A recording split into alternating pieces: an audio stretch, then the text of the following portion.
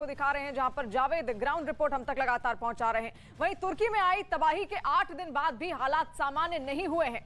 मलबे के नीचे आपको बता दें जिंदगियां अभी भी सिसकती हुई नजर आती है, जहां इमारतों के मलबों के बीच में रेस्क्यू ऑपरेशन जिसके चलते अब भी जारी है।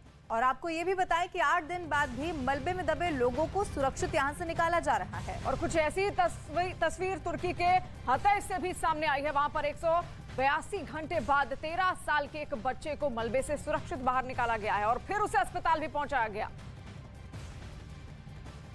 तो तुर्की के हतै की ये तस्वीर है, दिल दहला देने वाली, रोंगटे खड़े कर देने वाली तस्वीरें हैं। हालांकि इसे किसी चमत्कार से कम नहीं कहा जाएगा, जहां हजारों जिंदगियां इस वक्त मौत में तब्दील हो चुकी है। तुर्की का एक बड़ा हिस्सा कब्रिस्तान में नजर आ रहा है। तो वहीं देखिए किस तरह से कुछ जिंदगियां चमत्कार के चलते अब भी जिंदा हैं, अब भी मौजूद हैं, जिन्हें बचाने में देवदूत बनकर पहुंचे रेस्क्यू ऑपरेशन के वो कर्मचारी नजर आते हैं जो जिंदगियों को महफूज करने में जुटे हुए हैं।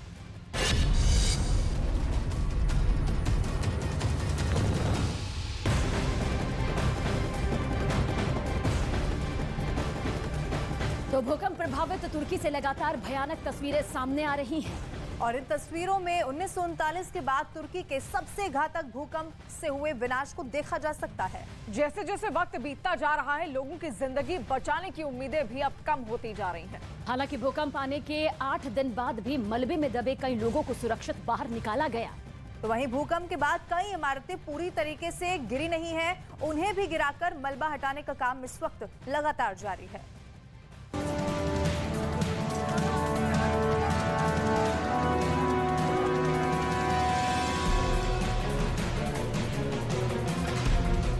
छह फरवरी को तुर्की में आए भूकंप ने वहां भारी तबाही मचाई।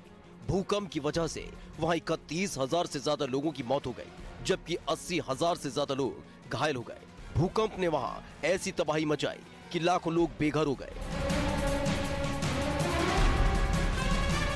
लेकिन हैरान कर देने वाली बात यह है कि करीब 8 दिन बाद भी वहां से भारी तबाही के बीच कुछ ऐसी तस्वीरें सामने आ रही हैं जो सुकून और आशा देने वाली है।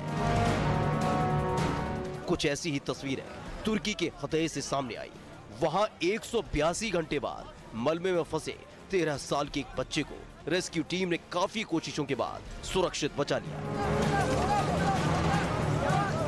मलबे से बच्चे को बाहर निकालते ही सबसे पहले उसे गर्म कपड़े से ढका गया और फिर एम्बुलेंस के जरिए उसे तत्काल अस्पताल पहुंचाया गया, जिससे उसे जल्द से जल्द इलाज मिल सके। इस दौरान वहां मौजूद लोगों ने तालियां बजाकर राहत बचाव के काम में जुटे कर्मचारियों का हौसला बढ़ाया।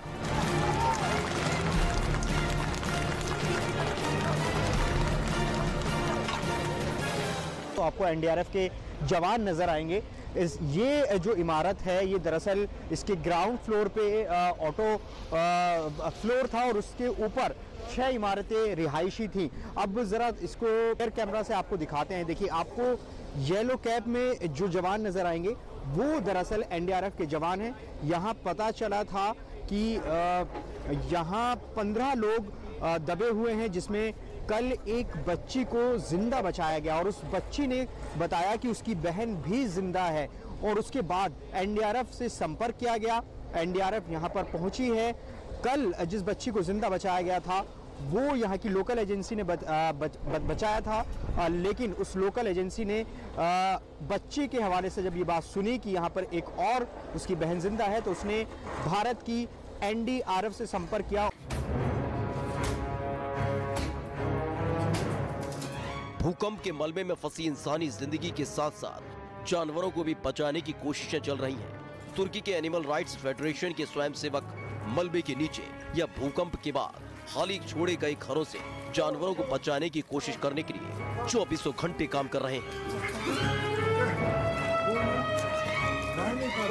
ऐसी ही एक इमारत की 4थी मंजिल पर एक कुत्ता 6 दिन से फंसा था। इस बात की जानकारी मिलते ही एनिमल राइट्स से जुड़े कार्यकर्ता वहां पहुंचे और कड़ी मशक्कत के बाद मकान में दाखिल हुए और कुत्ते को सुरक्षित बाहर निकाला।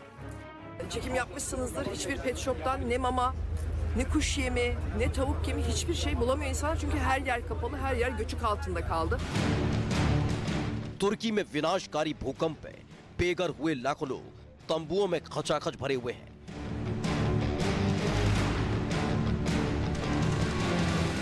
तो वहीं मलबे में अभी भी दबे जीवित लोगों को निकालने के लिए तलाशी अभियान अपने अंतिम चरण में है।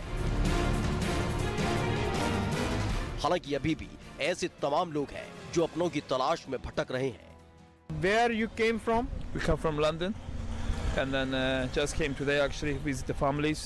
Okay. We have at least about 6 cousins, and then I'm from around here. They live in one of the villages, and then everywhere same situation. Everyone really bad, and then. इस तलाशी अभियान में एनडीआरएफ के साथ कुछ sniffer dogs भी हैं, जो कि काफी ज्यादा मददगार साबित हो रहे हैं। तुर्की की इस आपदा की घड़ी में भारत ने मदद का हाथ बढ़ाया है। ऑपरेशन दोस्त के तहत भारत से एनडीआरएफ की टीमें भेजी गई, जो भूकंप प्रभावित इलाकों में लगातार लोगों की मदद कर रही है। वहीं इस काम में स्नीफर डॉग भी काफी मददगार साबित हो रहे हैं। दरअसल स्नीफर डॉग्स मलबे में हल्की से हल्की हलचल को भी तेजी से पकड़ लेते हैं, जिससे वहां किसी के जीवित होने का पता चल रहा है और उसको निकाला जा रहा है।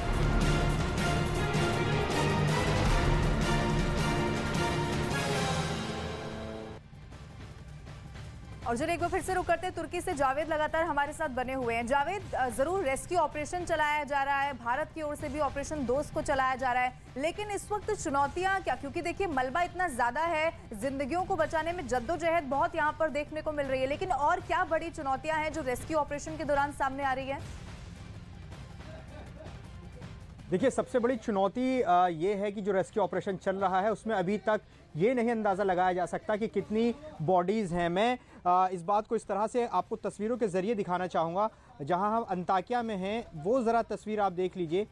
ये देखिए, ये सब मलबे के ढेर हैं और आप अंदाज़ा लगा सकते हैं कि ये जितने भी घर हैं किस तरह से ये टूट चुके हैं। और मैं आपको देखिए, जो घर कुछ बच गए हैं और वो किस तरह से क्षतिग्रस्त हैं, क्योंकि यहाँ आफ्टर शॉक भी आ रहे हैं और ये कभी भी गिर सकते हैं। अब ज़रा मैं आपको और तस्वीर दिखाता हूँ टॉप एंगल से कि आखिर किस तरह की स्थिति यहाँ पर बनी हुई है।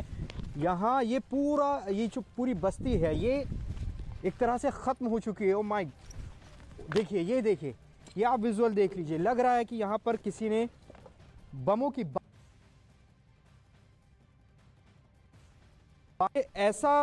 ऐसी बर्बादी है। ये तस्वीर मैंने नहीं देखी है, अभी तक नहीं देखी है, क्योंकि हम पिछले कई दिनों से लगातार रिपोर्ट कर रहे हैं। आप ज़रा देख लीजिए, चारों तरफ देखिए किस तरह से ये सब बर्बाद हो चुका है, तबाह हो चुका है। एक चीज़ जो एक्सपर्ट आगाह कर रहे हैं वो ये, क्योंकि शव बहुत सारे मिल रहे हैं, संख्या बहुत ज़्यादा हो गई है, ऐसे में महामारी फैलने का भी ख़तरा है, उसका भी अंदेशा जताया जा रहा है। इसके अलावा जो लोग पीड़ित हैं, जो रिलीफ कैंप्स में रह रहे हैं, उनके लिए अलग तरह की चुनौती है। लेकिन ये तस्वीर आपको हैरान कर देगी। ये आप तस्वीर देख सकते हैं, ये इससे ज़्यादा डिस्ट्रक्शन मैंने नहीं देखा है। अंताकिया की ये तस्वीरें हैं और यहाँ आप देखेंगे मलबे का ढेर आपको यहाँ पर नज़र आएगा। ये सब जगह आप देख लीजिए, ये ऊंचे ऊंचे पहाड़ मलबे के आपको नज़र आएंगे सभी तरफ। मैं आपको बताऊं कि हम गाजियान्तेप गए, कहरामन मारस गए, अंताकिया हम आए हैं और अंताकिया के जैसी तस्वीर हमें नहीं नज़र आ रही है। अगर हम और आगे की तरफ आपको दिखाएं तस्वीरें जाकर कि क्या स्थिति है, ये पूरी एक बस्ती है। आप समझिए कि यहाँ आबादी कितनी रही होगी और अब यहाँ क्या स्थिति है। ये देखिए, ये विजुअल देखिए, यहाँ पर किस तरह डैमेज हुआ है। ये देखिए, जितने भी घर थे ये सब तबाह हो चुके हैं। ये देखिए, कुछ नहीं बचा है। और अभी हम यहाँ पर कुछ लोग ऐसे मिले थे जो अभी भी इन जगहों पर आ रहे हैं, कुछ जो उनका सामान बचा है उसको कलेक्ट कर रहे थे। हमने उन लोगों को भी देखा।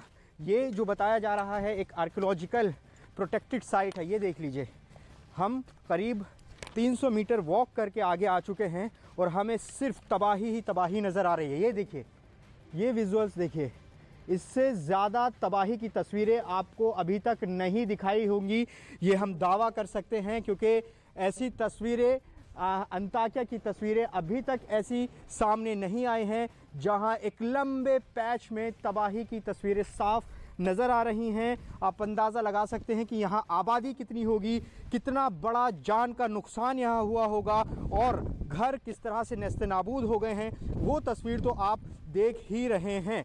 और यहाँ पर अभी जो मैं एक चीज़ देख रहा हूँ, क्योंकि हम जहाँ भी जाते हैं वहाँ रेस्क्यू टीम हमें नज़र आती है मलबे को हटाती हुई, लेकिन यहाँ पर अभी सिर्फ मलबा ही नज़र आ रहा है।